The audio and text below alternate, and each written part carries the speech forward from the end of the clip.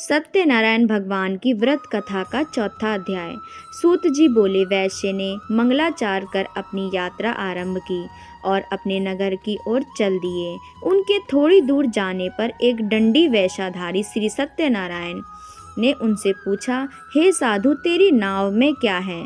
अभिवाणी वाणिक हंसता हुआ बोला, हे दंडी, आप क्यों पूछते हो?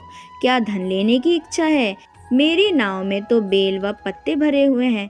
वैश्य के कठोर वचन सुन भगवान बोले, तुम्हारा वचन सत्य हो। दंडी ऐसे वचन कह वहां से दूर चले गए। कुछ दूर जाकर समुद्र के किनारे बैठ गए। दंडी के जाने के बाद साधु वैश्य ने नित्य क्रिया के पश्चात नाव को ऊंची उठाकर देखा। अचंभा माना और नाव में बेल पत्ते आदि देख वह मूर्छित तो जमीन पर गिर पड़ा। मूर्छा खुलने पर वह अत्यंत शोक में डूब गया तथा उसका दामाद बोला कि आप शोक न मनाएं, यह दंडी का श्राप है, इसलिए हमें उनकी शरण में जाना चाहिए, तभी हमारी मनोकामना पूरी होगी। दामाद की बातें सुनकर वह दंडी के पास पहुंचा। अत्यंत भक्ति भाव नमस्कार कर बोला, मैंने आपसे जो असत्य वचन कहे थे उनके लिए मुझे क्षमा कर दें। ऐसा कहकर महान शोकातुर हो रोने लगा। तब दंडी भगवान बोले कि हे वणिक पुत्र, मेरी आज्ञा से बार बार तुम्हें दुख प्राप्त हुआ है, तू मेरी पूजा से विमुख हुआ। साधु बोला, हे भगवान, आपकी माया से ब्रह्मा आदि देवता भी आपके रूप को नहीं जानते, तब मैं अज्ञानी कैसे जान सकता हूँ?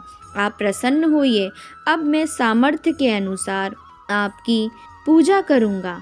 मेरी रक्षा करो और पहले के समान नौका धन भर दो। साधु वैश्य के भक्ति पूर्वक वचन सुनकर भगवान प्रसन्न हो गए और उसकी इच्छा अनुसार वरदान देकर अंतर्ध्यान हो गए। ससुर जमाई जब नाव पर आए तो नाव धन से भरी हुई थी। फिर वहीं अपने अन्य साथियों के साथ सत्यनारायण भगवान का पूजन कर अपने नगर को चल दिए। जब नगर के नजदीक पहुंचे तो दूत को घर पर खबर करने के लिए भेज दिया। दूत साधु की पत्नी को प्रणाम कर कहता है कि मालिक अपने दामाद सहित नगर के निकट आए हैं। दूत की बात सुन साधु की पत्नी लीलावती ने बड़े हर्ष के साथ श्री सत्यनारायण भगवान का पूजन कर अपनी पुत्री कलावती से कहा कि मैं अपने पति के दर्शन को जाती हूँ, तू कार्य पूर्ण कर शीघ्र आ जा। माता के ऐसे वचन सुन कलावती जल्दी से प्रसाद छोड़ अपने पति के पास चली गई। प्रसाद की अवज्ञा के कारण श्री सत्यनारायण भगवान रुष्ट हो गए और नाव सहित उसके पति को पानी में डुबो दिया। कलावती अपने पति को वहां ना पाकर रोती हुई जमीन पर गिर गई। नौका को डूबा हुआ देख वह कन्या को रोता देख साधु दुखी होकर बोला कि हे प्रभु, मुझसे तथा मेरे परिवार से जो भी भूल हुई है उसे क्षमा करें।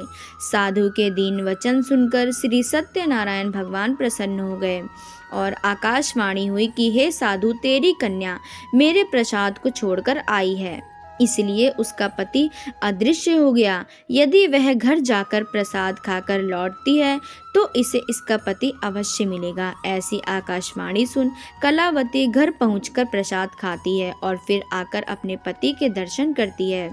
उसके बाद साधु अपने बंधु बांधवों सहित श्री सत्यनारायण भगवान का विधि विधान से पूजन करता है। इस लोक का सुख भोग वह अंत में स्वर्ग जाता है।